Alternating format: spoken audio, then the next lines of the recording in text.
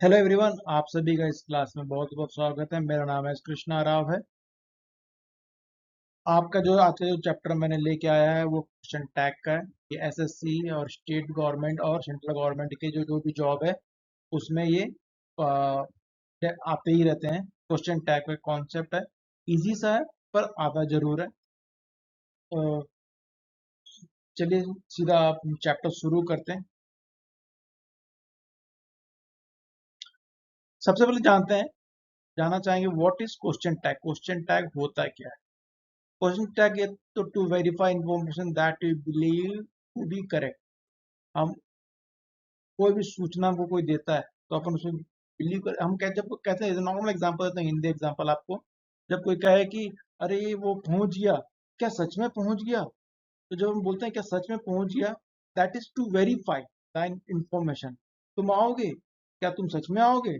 तो हम जो बोलते हैं क्या तुम सच में आओगे, टू वेरीफाई क्या आप जरूर आप आ रहे हैं क्या हमारे साथ, उसी को अपन बोलते हैं क्वेश्चन टैग। जैसे कि देखिए यहाँ पे लिखा हुआ है ही विल कम, वोंट ही, क्या सच में तुम आओगे? तो ये कहने के लिए ये इस्तेमाल किया, ये हिस्सा क्वेश्चन टैग है। तो इसको बनाने के कुछ छोटे मोटे नियम है, हम उस नियम पे हम वर्क करेंगे। आसान से, बहुत ही आसानी से अपन बनाते हैं, कुछ दिक्कत नहीं जाती है। इसको देखेंगे। सबसे पहले यहाँ पे कुछ एग्जाम्पल लिखे हुए हैं। यू डोंट लाइक कॉफी, मैंने बस इतना ही पढ़ा, ध्यान दीजिएगा ना। यू डोंट लाइक कॉफी, आपको कॉफी पसंद नहीं है। तो आप देखोगे इतना हिस्सा नेगेटिव है, ये हिस्सा you don't like coffee negative है। तो उसको क्या लिखा हुआ है, डू यू, आपको कॉफी पसंद नहीं है, क्या सच में पसंद नहीं है? टू वेरीफाई, क्या सच में आपको पसंद नहीं है? उसके लिए हम क्वेश्चन टैग डू यू इस्तेमाल किए। अब सवाल है कि हम करते कैसे हैं, ये डू यू हम कैसे लगाए? कुछ नहीं है, हम सेंटेंस का जो हेल्पिंग वर्ब है उसको हम पहले लिखेंगे। उसको अपन पहले लिखेंगे हेल्पिंग वर्ब को। उसके बाद वाक्य का जो सब्जेक्ट है उसको अपन उसके बाजू में लिखेंगे। पहला नियम फिर से दोहरा रहा हूं मैं, जो वाक्य का हेल्पिंग वर्ब है हम उसको पहले लिख देंगे, उसी के बाद वाक्य का जो सब्जेक्ट है उसके बाजू में लिख देंगे। देखिए, डू वाक्य का हेल्पिंग वर्ब है, डू उसके बाजू में जो यू सब्जेक्ट है उसके लिए, और एक इंट्रोगेटिव मार्क लगा दी। इस नियम को फॉलो करेंगे, उसके बाद एक इंट्रोगेटिव मार्क को लगा देंगे, दैट्स इट। परंतु एक चीज का आपको ध्यान रखना है, जब वाक्य का ये हिस्सा नेगेटिव में होगा तो ये हिस्सा हमेशा पॉजिटिव में होगा। 3 सेंटेंस में मैंने बताया इस वाक्य को, हेल्पिंग वर्ब और सब्जेक्ट आजू बाजू में आएंगे, इंट्रोगेटिव मार्क लगा देंगे। वाक्य अगर इंट्रोगेटिव में है तो ये पॉजिटिव हो जाएगा। जैसे यहाँ पे नॉट लगा हुआ है तो यहाँ पे सिर्फ मैंने डू लगा हुआ है।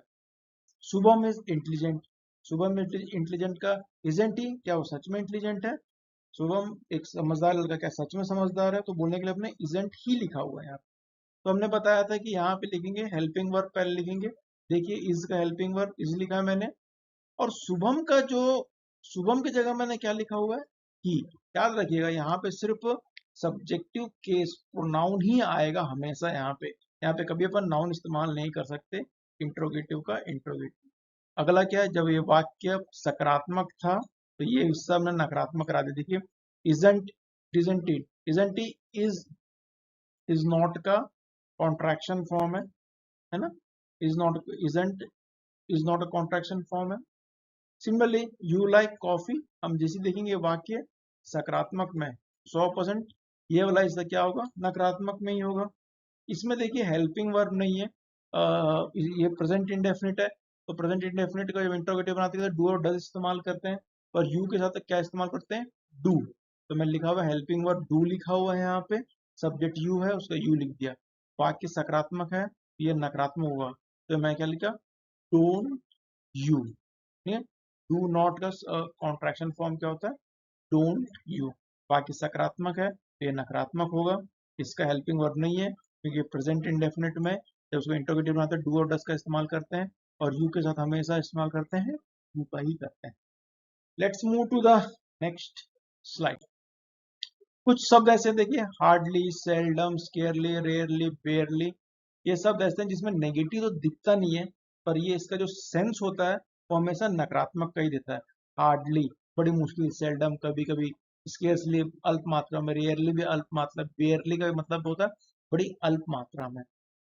जैसे यहाँ लिखा हुआ है he hardly does any work, he hardly does any work. अपन देखेंगे हेल्पिंग वर्क तो यहाँ पे दिया हुआ है, डज दिया हुआ है, तो यहाँ डज लिख दिया मैंने। सब्जेक्ट दिया हुआ है, यहाँ भी मैंने उसका सब्जेक्ट लिख दिया और इंटरोगेटिव मार्क भी लगा दिया। यहाँ तक एकदम एब्सोल्युटली ओके। पर देखेंगे ये वाक्य सकारात्मक कि नकारात्मक। मैं कह रहा हूँ कि ये वाक्य नेगेटिव है। आप बोलोगे क्यों? क्योंकि हार्डली का मतलब होता है बहुत ही अल्प मात्रा में, ना के बराबर, नगण्य।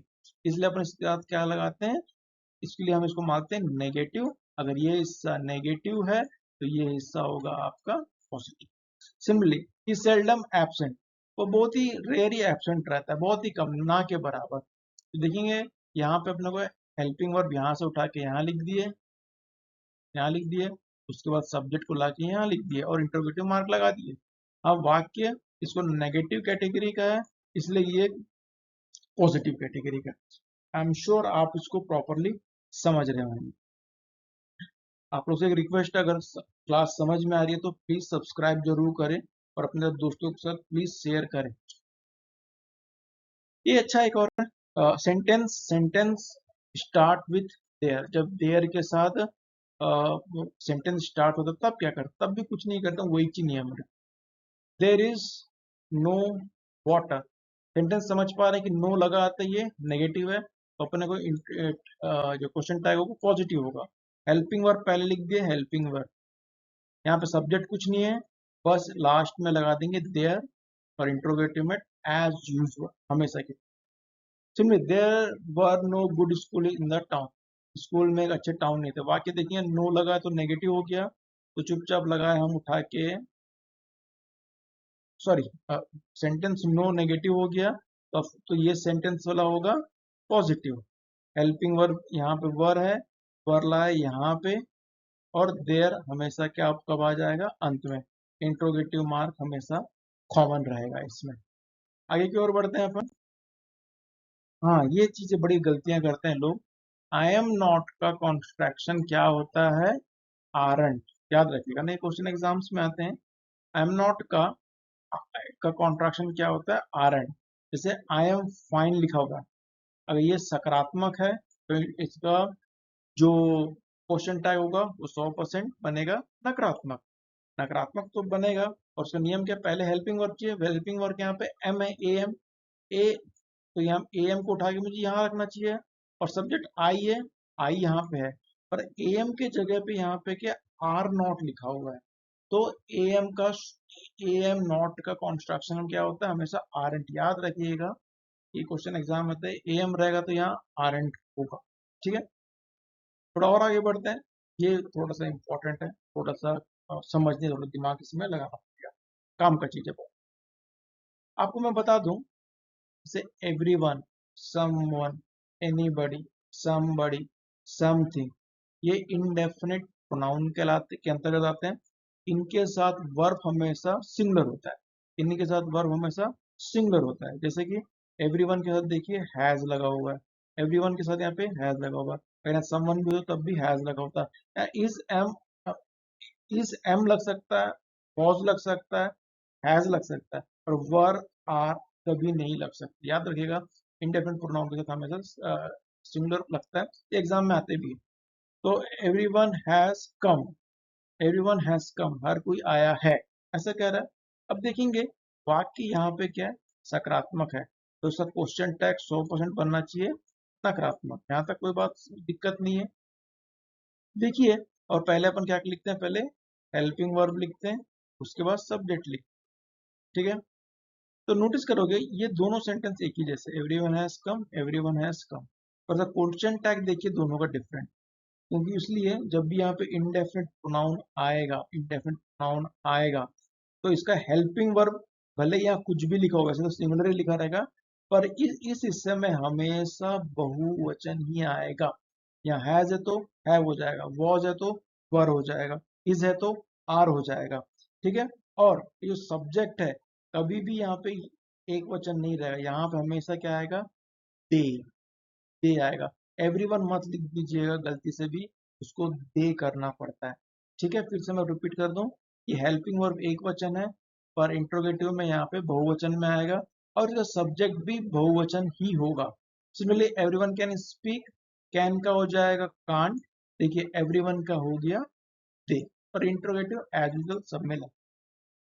आई होप आपको समझ में आ रहा है। अगर समझ रहे हैं तो प्लीज लाइक शेयर और सब्सक्राइब जरूर कीजिएगा।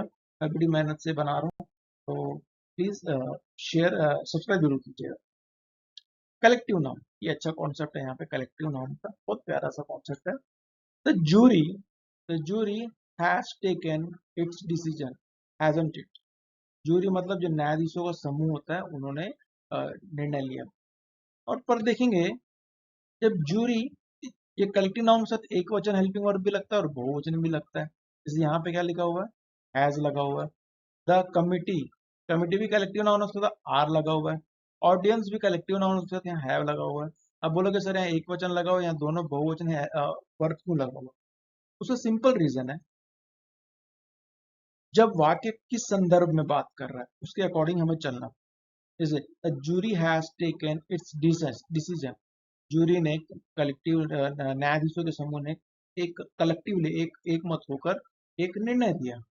तब अपन देखिए जब अपना क्वेश्चन टैग बनेगा तो सबसे पहले हेल्पिंग वर्ब, उसके बाद द जूरी एक नाउन है तो द जूरी नहीं लिखना, एक निर्जीव वस्तु है इसलिए अपन इसके लिए इट इस्तेमाल करते हैं, निर्जीव के लिए इट इस्तेमाल करते हैं। ये सकारात्मक था, सॉरी ये सकारात्मक था तो मैंने यहाँ पे नकारात्मक इस्तेमाल किया, यहाँ तो कोई दिक्कत नहीं। परंतु देखिए यहाँ पे एक लिखा हुआ है the committee are divided in their opinion, तो इसका जब मैं क्वेश्चन टैग बना रहा तो आर का मैंने आर आर लिखा, ठीक है, और कमिटी का मैंने लिखा दे, क्योंकि अब बोलोगे सर यहाँ जूरी का आपने इट लिखा हुआ है पर कमिटी का यहाँ पे आपने दे क्यों लिखा है, इसको भी इट कीजिए, क्योंकि यहाँ कह रहे हैं कि इन देयर ओपिनियन, जो कमिटी में 10 सदस्य थे सभी के जो विचार थे वो अलग अलग थे। जब विचार अलग अलग हो रहे हैं तो उसके लिए अपन बहुवचन इस्तेमाल करेंगे।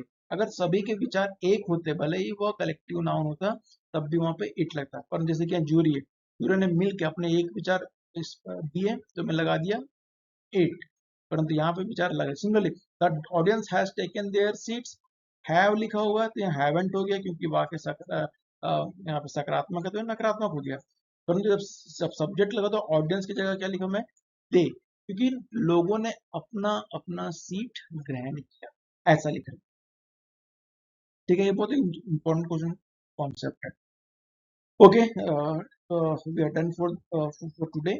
आई होप आप लोग को बहुत अच्छा लगा होगा। अगर अच्छा लगा हो तो प्लीज शेयर लाइक सब्सक्राइब कर दीजिएगा।